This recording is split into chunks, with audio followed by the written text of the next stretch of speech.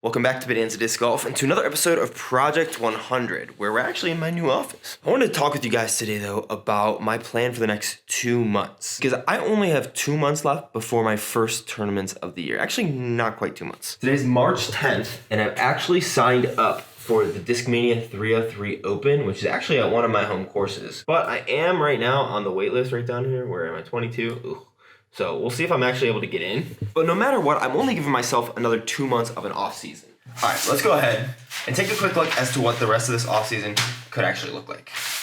We're starting from here, which is March 10th, 2022, all the way through May 5th through 7th, which should be that first tournament. And there's a lot that's actually going to span throughout this whole entire time frame that we're going to talk about. But I see really kind of 3 unique stages of this development. One through March 24th, one through April 10th, and then the last one through the start of my season. Now, the first of all this is going to be to stop listening and to start doing. Now, the main reason for this is I feel like I've been taking in so much content and information for a long time. I've had a lot of help on the channel, a lot of people come on, and I feel like now I have the knowledge base of what I think the perfect form should look like, or at least a good enough form, maybe not perfect. And for me, that's just having a solid brace, transferring my weight into that front hip, and focusing on creating space so I get into the power pocket and throw out at 10 o'clock, and then follow through keeping a neutral head. Those are the main things I'm thinking I need to work on, but I'm gonna give myself these 2 weeks from April 10th today through March 24th to just not listen to anybody and just start to actually execute. This is gonna actually look like a lot of different styles of training, and we'll talk a lot about like the specific things I'm gonna be doing in a second. I'm just breaking over the overall timeline, but I have my basket down here where I'm gonna be doing a lot of putting as well as my nets, and there is kind of a place in my apartment to do that, but it probably is mostly gonna be at a field, wrong way, and at a course. I was watching a video from Paul Ulibarri, who actually has like a whole big long course thing that I actually bought on pre-sale because I want to review it for you guys and see if I think it's any good. But I was watching one of his videos where he was talking about getting his visionary net and that it was still no replacement for fieldwork. And that really made me rethink like, I'm really wanting to rep out into a net, but fieldwork does have its benefits. So I'm going to try to actually get into a field a lot. But we'll talk about that in a second. Let's get back to what the timeline looks like after I stop listening and actually just start executing, because I felt a lot of good form things. I just need to ingrain the habits, but that's not where it ends. Because the next major step after I stop listening and actually start doing is to start listening again, but to very specific people. Because after this period, I do think that I'll be able to see marked improvements. We'll see what ends up happening. But at this date, March 24th, I'm going to actually start seeking out some more professional coaching and advice. This is probably going to be with Overthrow Disc Golf, who I've done stuff with before, as well as maybe Yanni from DG Spin Doctor. And there are some pros that I have some relationships with, but they're all on tour, and I'm not going to bother them with that kind of stuff. I'm giving myself pretty much 1 month to see how far I can start to throw. This is honestly a little bit nerve-wracking for me because I've given myself so much of an off season. I haven't played anything sanctioned in about 4 months, which is a pretty significant period of time. And my form is definitely looking better than if you go and look back at those videos from the November-ish time period. But there's so many things that I need to do. Even though we moved into this place about a week ago, I've only shot 1 video since being here, and I haven't been able to train a lot. But soon I will be able to, because every single day there's been something I've had to build, like this, and this, and this, and this. Maybe don't say it like that. And this, and this, and this, and more than that. But moving, obviously, it's a lot. It's a lot to move. But now, most things are here. I'm able to settle into a little bit more of a rhythm, so I'm giving myself this 1 month to focus on these things. This also includes some training that we'll get to in a second. And then, lastly, right here, April 10th to May 5th through 7th, figure out a bag. So if you guys have been waiting for this build a bag series and whatever to see whether or not I want to do the destroyers, I actually bought all the Tour Series destroyers from this year, as well as right here I have these old Graces. Also, real quick, just for fun to show you guys, this is my little disc golf closet back here. Got a whole rack of discs. I'm probably gonna sell a lot of these, honestly, and then review discs, all of this jazz. But figuring out that bag, I kind of want to pull a Joel Freeman, where if you've watched his building bag videos, he's from basically 45 minutes to an hour north of where I am in like Fort Collins, Colorado. Maybe that's like an hour and a half. And he has one bag that he says he uses at elevation and at sea level. I want that to be the same case for me. You just maybe adjust which discs you're throwing where. So very interested to figure out that bag, because I'm gonna basically try to dial in a form over the course of this 1 month. I felt closer yesterday than I ever have. I went out playing with my wife and like things were flying well. They were coming out clean. The nose was down. Everything was looking good. So I'm hoping I can continue that. And this pretty much brings me to the rest of what this month is going to look like for me. So here's the thing. During those 3 different kind of, I guess they're all pretty much 2-week seasons of the rest of my off season until I actually play an event, I'm basically going to be trying to do the same thing and building the same habits for every single one.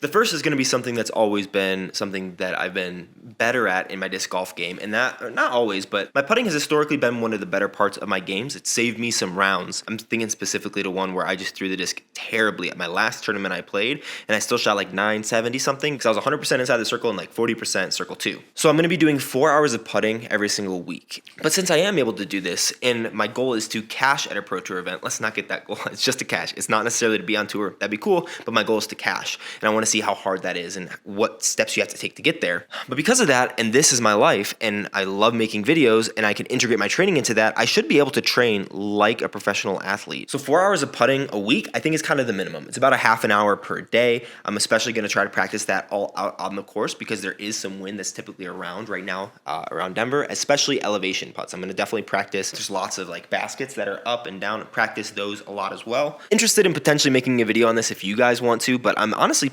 probably switching from straddle putting, that's ugly, to inline putting for most of my season. Still having the straddle as a tool and still practicing straddle, but really trying to dial in the inline putt because I feel like I can just push it a little bit farther with my normal stroke. I'm gonna put my hair back up because this is not cute. But something that is going to limit actually some types of videos that we put out is that while I'm training, I'm going to be trying to go to a field at least 5 days per week, at least throwing 5 days per week. That's the second big thing where probably most of it's going to be in a field, just working out form, always filming, always working it out, not trying to learn discs, just trying to learn distance. I thought that was going to rhyme better. It did not. But getting out to the field will be helpful because I'll have to learn really good nose angle instead of just throwing into a net where I'm just looking at form. I'll have to look at both. And since it's something where I feel like I should have the time to do it, since I don't have 20 to 30 hours in my week just in trying to live like I did in the van, I should be able to get out to a field. I'm just still trying to find some good ones that are relatively close to me. But throwing out in a field, basically every day, just getting reps and solidifying a good form while also kind of tweaking it to make sure that it is as good as it could be. But the big reason that, just like I alluded to earlier, talking about Yuli, I'm really wanting to get into a field instead of just a net, is the net can really help you iron out some mechanics, but the field really helps you iron out nose angle. It's hard to tell what the nose angle looks like into a net, and I've been throwing very nose up for a very long time. A lot of that I think does have to come with how I'm weight shifting in my hips. We'll have a lot more content about all of this, basically walking through my training, hoping to do more daily vlog style where we integrate all the training that I'm doing every day and all the things I'm taking out of it for some days during the week. But because I'm trying to be out in a field a lot, oh, that's about to be ugly. There's so much crap over there. But because I'm doing all of that, I'm only going to go to a course 2 days per week. Max, maybe only one. During that time, there's going to be a couple different goals that I'm going to have with how I use that time. One is just to have fun, obviously, but another one is obviously to film videos. But during that time, I'm going to be filming videos. I also want to, every single week, play at least one league events that's not Glow, because honestly, I kind of hate Glow. I'm going to try to film Glow and figure out how to do that because it's a little bit of a pain. My camera does have really good low light, so hopefully that will help.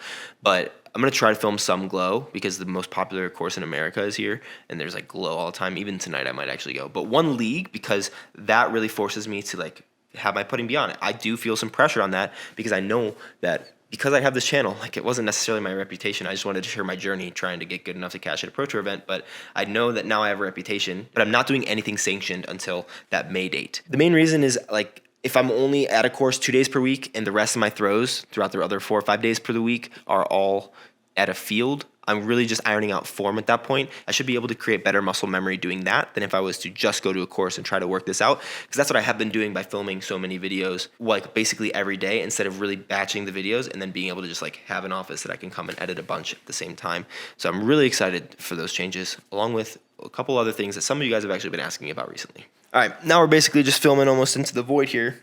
But a couple other major parts of the game are upshots. I am wanting to make some upshot videos, and upshot form is very different than driving form. My forehand is actually feeling a lot better. My elbow feels good, even though I haven't been training as much as I want to, but we'll get to that in a second.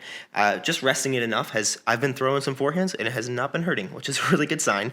Even in the cold, which is massive. It's not something that I'm really going to focus on, but I know it's something that I want to continue to work on, is from 150 to 250 feet, always putting it within that bullseye of 11 feet. Forehand, I kind of alluded to, I'm not going to really work on until that April 10th time when I'm starting to learn my bag. My elbow's feeling fine. I'm going to talk a little bit more about training in a second, and that should strengthen it up over the course of this next month.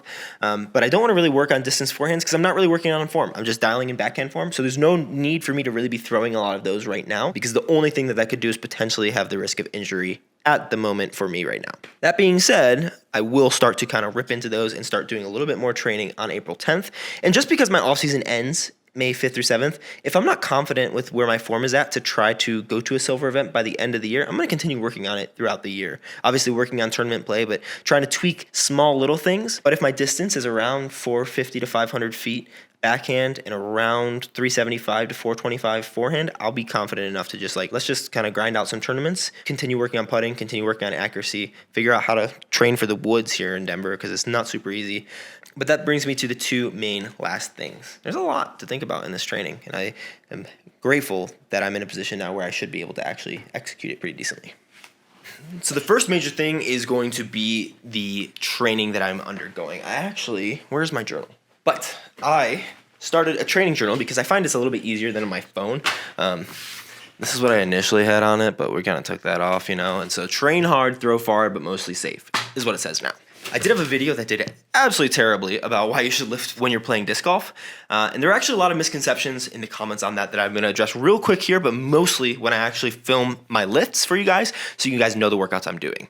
Right now, it's Friday today. Yesterday I lifted. Today I'm going to lift. Saturday I'm going to lift. And these are the only 3 days that I'm going to lift this week. I'm going to take Sunday off, and then I'm going to start Monday through Friday lifting, and then Saturday, Sunday taking off. That's what my coach recommends because the lifts are not super intense. At least I'm making sure that they're not right now. The main thing that lifting is doing for me is mitigating injury at the moment because I did have that overuse thing in my elbow, and if I train my elbow and the musculature around that and the tendon by having lifts that are more stressful on the muscle and the joints than when I go out and throw discs, I'm going to be much less prone to injury as compared to if I didn't do that and just went out and continued to rip discs and that was the only thing I did and I didn't have aftercare for my arm or anything like that. Not necessarily getting big. And a lot of people in the comment section of that, even though we never talked about getting big at all during that video, were like, oh yeah, you don't need to get big. Ezra even was slimming down. But yeah, Ezra is super fit.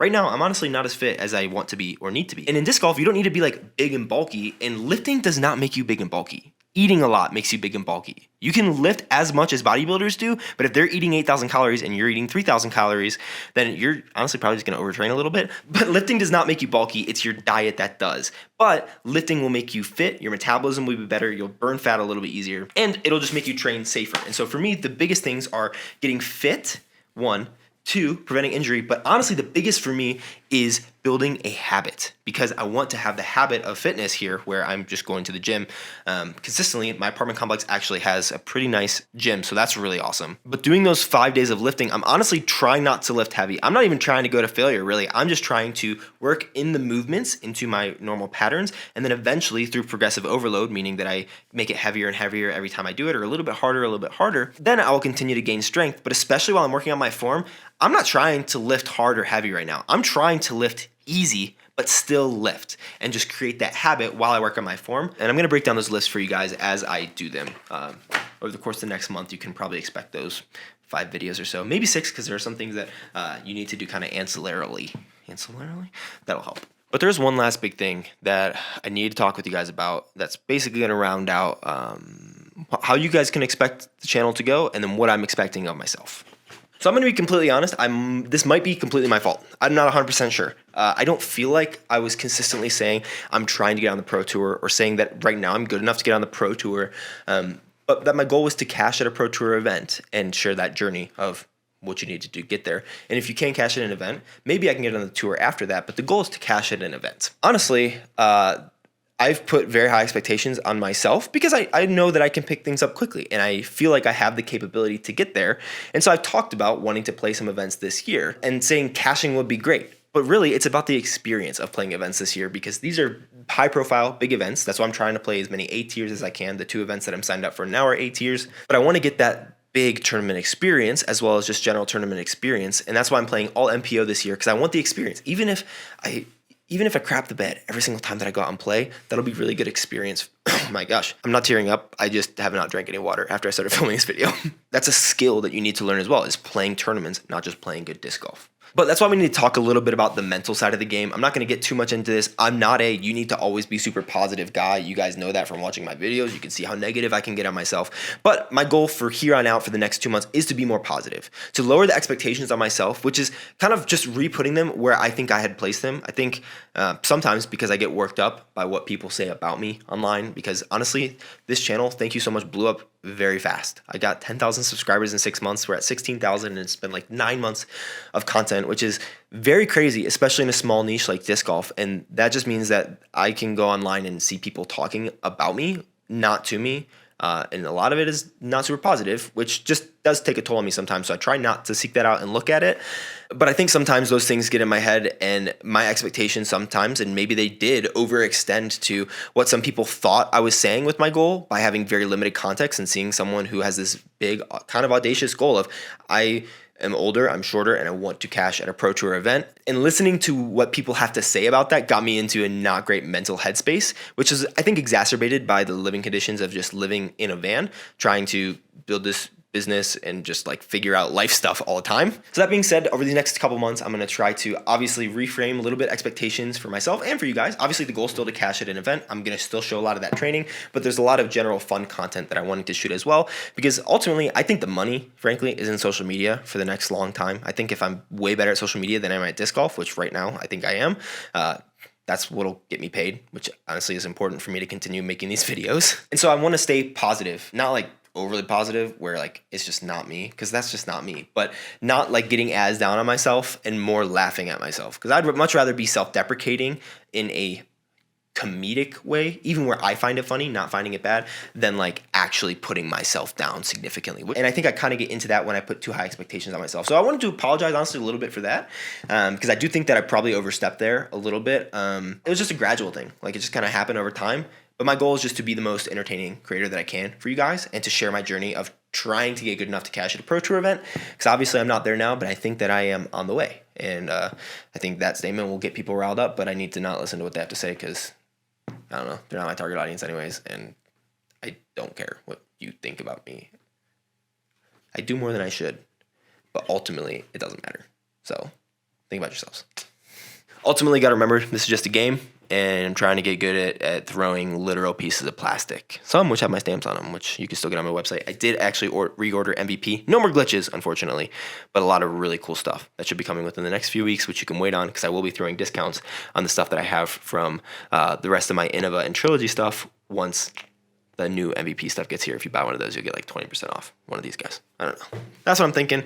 Thank you guys for taking a little mini house tour. I figured this is probably the better way to do it, and listening to me ramble about what my training is going to be like for the next couple of months, because I only have 2 months left until I play events, and I cannot wait to play events, and I'm so happy that I'm in a place right now where I feel like training is the right call, and I'm able to do it. If you want to check out my first video that I did since I got my apartment, it's right down here. It's with Finish Line Discs. A lot more Denver content to come. I cannot wait to be back to be shooting like normal. I've worked like 25 hours or 30 hours this week, and it's felt like nothing because I'm typically working like 70 or 80 on the channel. So I don't think I'll need to ramp it up to that high again, but I'm excited to get back to work because I love you guys and I love making content for you. Okay, love you. Bye.